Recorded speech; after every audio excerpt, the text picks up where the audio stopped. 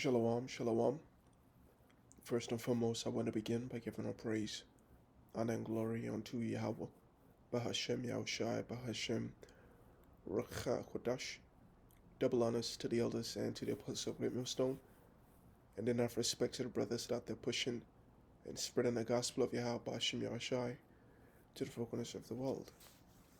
Now, through the spreading power of Yahweh, Bahashem Yahushai, I just want to do a quick lesson on the book of Ecclesiasticus, the 45th chapter. And Lord willing, this be edifying. Now, I had previously done a video on the 44th chapter, and the context so far is, as you can see in verse 1, Ecclesiasticus 44, verse 1, let us now praise famous men and our fathers that begot us, right, because of their righteousness. And so what's going on here is that from the 44th chapter, through to 46 or past 46. Yep, yeah. It just pretty much accounts the lives of righteous men who the Lord have exalted. And this is supposed to be an encouragement for us who are, outnumbered in a wicked society, in a society where it seems as though righteousness yields no benefit whatsoever, if not the scorn of men and death. But we have to be strong in our ideals that we hold for Yahweh Ba'ashem Yahushai, right? Especially in these last days, because, very soon we shall receive our reward, right? We shall see the wonders of Yahweh Ba'ashem Yahushai done in our life for for standing stiffly for his name. Okay, so verse 45 says, and he brought out of him a merciful man, which found favor in the sight of all flesh. And I think he will be Jacob, because at this point it talks about all the wise men, and it began with Enoch all the way unto Isaac, and then it talks about Jacob and how he acknowledged in him and gave an heritage and divided portions among the 12 tribes of Israel. And I think, yep. And so that he brought out of him a merciful man, that he being the Most High, and brought out of I think Jacob a merciful man, which found favor in the sight of all flesh. And that man was Moses, even Moses, beloved of God and men, whose memorial is blessed. He made him like to the glorious saints, and magnified him, so that his enemies stood in fear of him. By his words he caused the wonders to cease. And this is, the kind of glory that men will see on this side, right? They will see the men of the Lord, glorified in strength, right? So that, even our enemies who hated us and plotted against us, and at a certain point were too strong for us, pursuant to the book of Isaiah, Psalms, the 18th chapter, they are too strong for us. That's why we rely on Yahweh Ba'ashem Yahushai. But at a certain point, the Lord, when he lifts up a standard against the enemy that comes in like a flood, right, they will see. Just like when he lifted Moses up, when he lifted and magnified Moses, people feared him, right? So too will people fear the men of the Lord, once the Lord raises them up.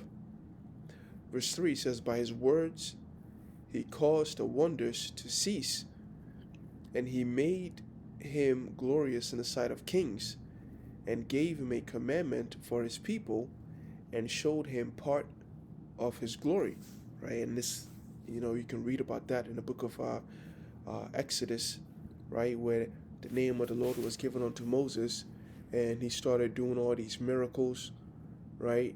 He would, these spiritual powers, with the whole thing with the leprosy and the staff turning into a serpent, right?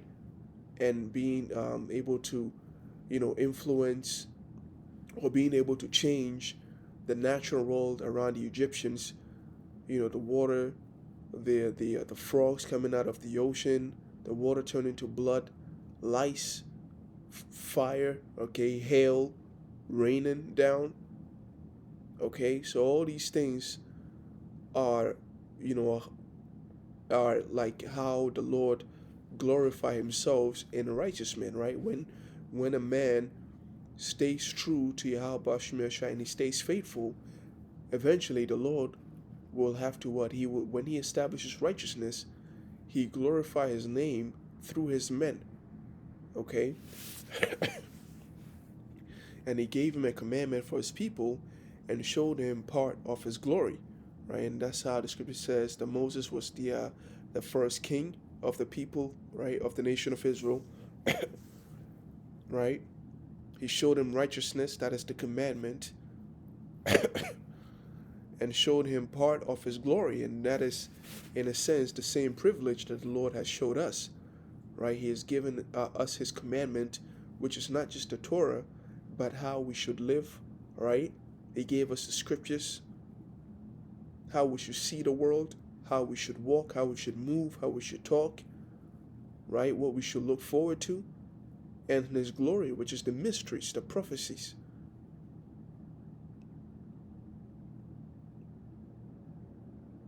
Right? Following the Lamb through the scriptures, all these things, these are privileges that the Lord gives to a righteous man. He sanctified him in His faithfulness and meekness, and chose him out of all men. He made him to hear His voice, and brought him into the dark cloud, and gave him commandments before His face, even the law of life, right? Hey, this is when the Lord chose him out of all men, right? Just like He chose us out of the world, He picked us from, from amongst the dead, and He made us hear His voice. And it says what? And brought him, Moses, into the dark cloud, which is the chariot, and that's where he received the commandments. It's like it for the coffin. Okay, and pretty soon we will find ourselves in the chariot if we remain faithful and meek, humble. Okay, and gave him commandments before His face, even the law of life and knowledge, that He might teach Jacob His covenant, and this will translate into immortality.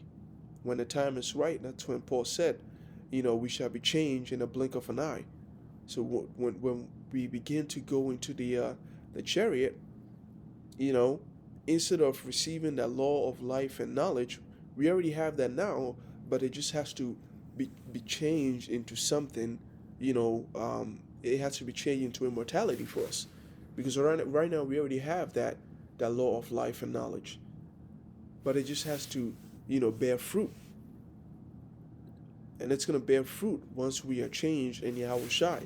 And we put off this mortal flesh and put on immortality. And we receive that crown of life,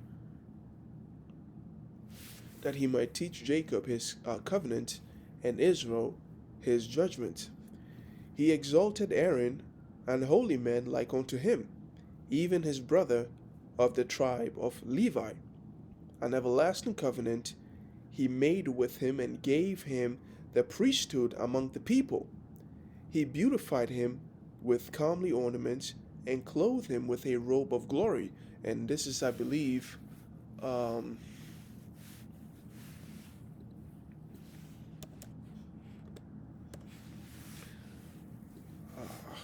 me see, was it Titus? No,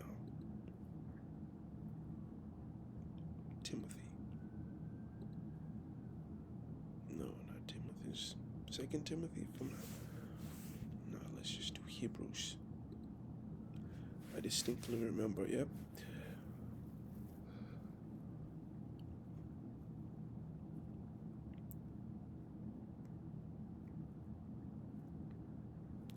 It says, Hebrews 5 and 4, and no man taketh this honor unto himself, but he that is called of God, as was Aaron, right? So being a high priest, it was an honor that the Lord, that no man can take upon himself, except the Lord has blessed you. Okay, and this is the blessing that we're seeing with Aaron. So he made an everlasting covenant with Aaron, right? He put on him perfect glory, and strengthened him with rich garments, with breeches, with a long robe, and the ephod. And he compassed him with pomegranates, and with many golden bells round about, that as he went there might be a sound, and a noise made that might be heard in the temple for a memorial to the children of his people. With an holy garment, with gold and blue silk and purple, the work of the embroiderer, with a breastplate of judgment, and with Urim and Thummim, with twisted scarlet, the work of the cunning worksman, with precious stones, graven like seals, and set in gold, the work of the jeweler, with a writing engraved for a memorial after the number of the tribes of Israel. And these are the kind of accounts that these nations are going to be reading about when we get in the kingdom. Lord willing, we are part of the elect, and Shai keep on us this will, to be righteous, right? And he bless us with that meekness and faithfulness. If we make it to the other side, I mean, if how do I put this? Like, we cross over to the other side, the kingdom of heaven, right? Because we are gonna make it as the nation of Israel, but to be the first fruits, okay? Those that make it, they're gonna be reading about them. They're gonna be in the curriculum of the heathens, right? They actually gonna be. This is gonna be the Sabbath classes. They're going to learn of the Most High, right? They're going to learn of all that was righteous. And then they're going to learn of the righteous men, right? The Most High is going to exalt his men. They won't have anything else to learn about except righteousness and the men who stood so stiffly for the sake of righteousness, for the name of the Lord.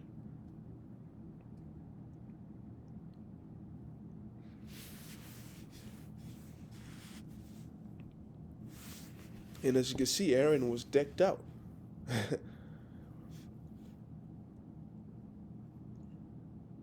He set a crown of gold upon the mitre, wherein was engraved holiness, an ornament of honor, a costly work, the desires of the eyes, goodly and beautiful. Before him there were none such, neither did ever any stranger put them on, but only his children and his children's children perpetually. That's the exclusivity, right? of the men, right, that are beloved of the Lord.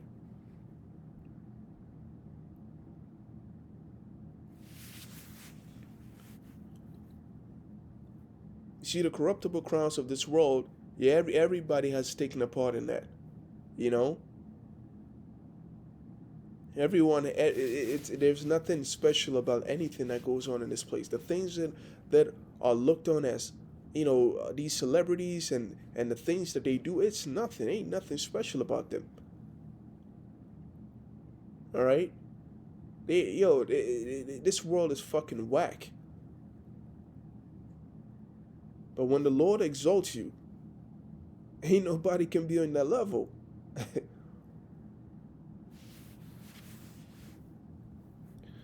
Their sacrifices shall be wholly consumed every day, twice continually. Moses consecrated him and anointed him with holy oil.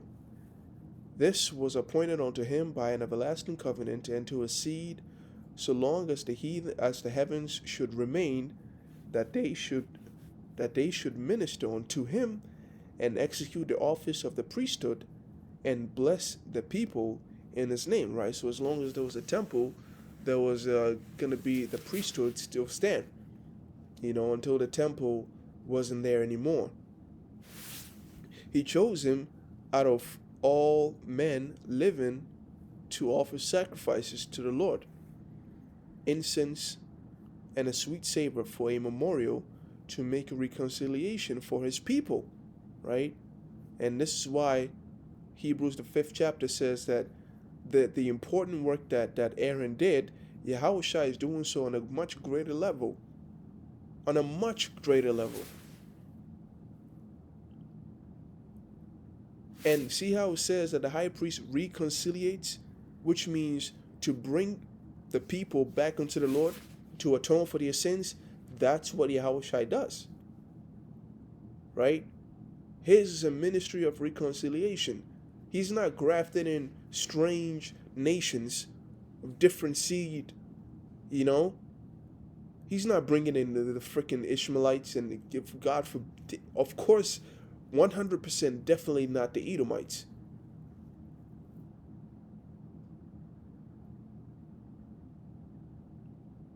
He's only worried about the nation of Israel, those that came out of the bloodline of Abraham, Isaac, and Jacob. He gave unto him his commandments and authority and the statutes of judgments, that he should teach Jacob the testimonies and inform Israel in his laws. Strangers conspired together against him and maligned him in the wilderness, even the men that were of Dathan's and Abiron's side, and the congregation of Kor, with fury and wrath. This the Lord saw, and it displeased him, and in his wrathful indignation they consumed. He did wonders upon them to consume them with the fiery flame. But he made Aaron more honorable, and gave him a heritage, and divided unto him the first fruits of the increase, especially he prepared bread in abundance. Yeah, man, the Levites, the high priest especially, was he wanted for nothing. He was good. And this is all a shadow of things to come.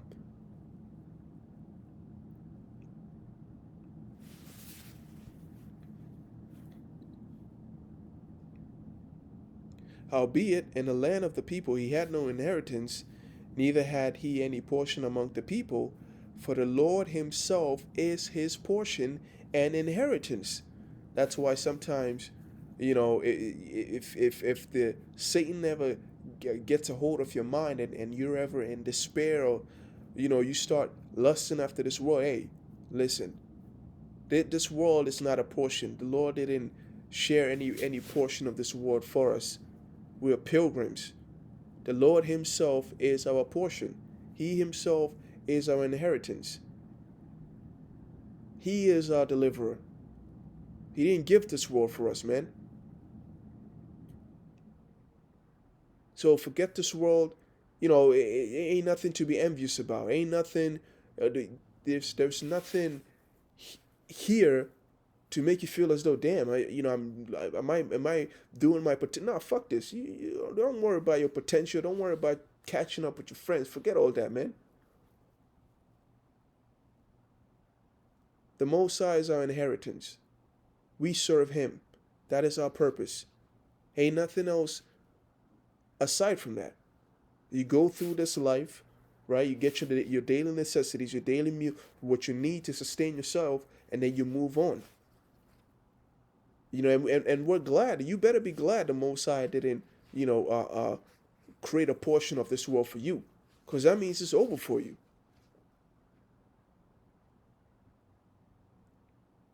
Right? What we have is is the kingdom of heaven, where there's no corruption, where moth or worms ain't messing with it. None of that.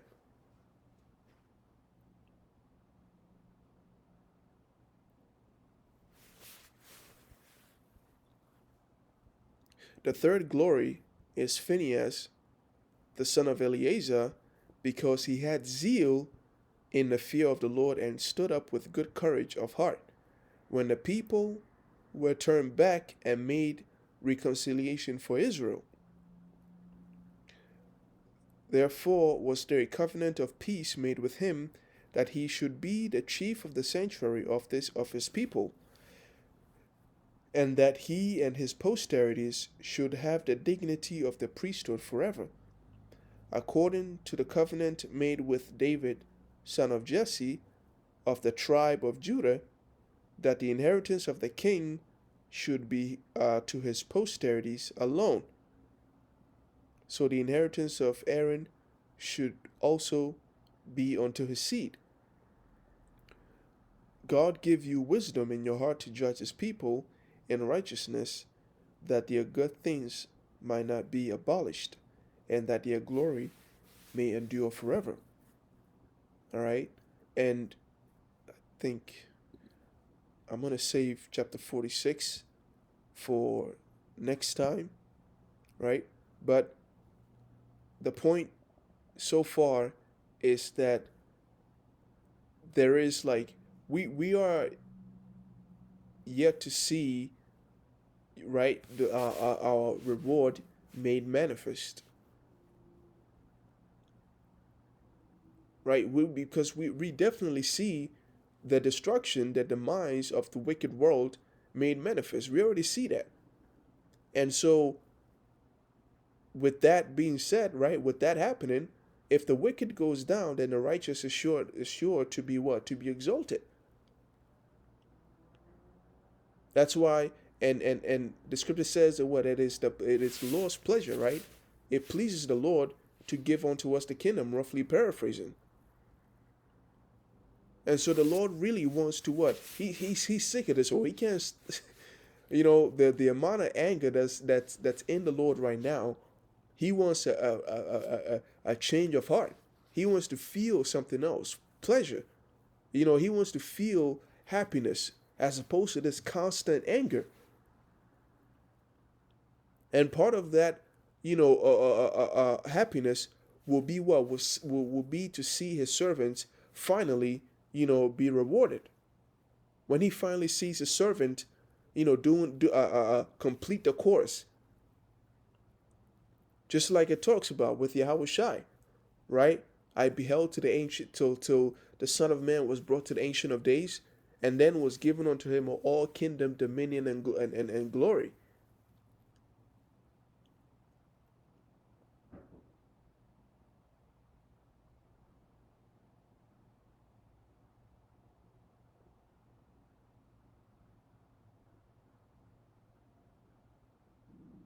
I don't know, someone's knocking on my door.